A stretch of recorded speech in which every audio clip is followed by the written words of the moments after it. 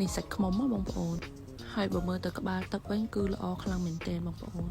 ហើយស្រាប់យកមកយើងអត់បានញ៉ាំភ្លាមទេយកមកដាក់ទូទឹកកកសិនយប់ឡើងបានញ៉ាំជុំគ្នាបងប្អូន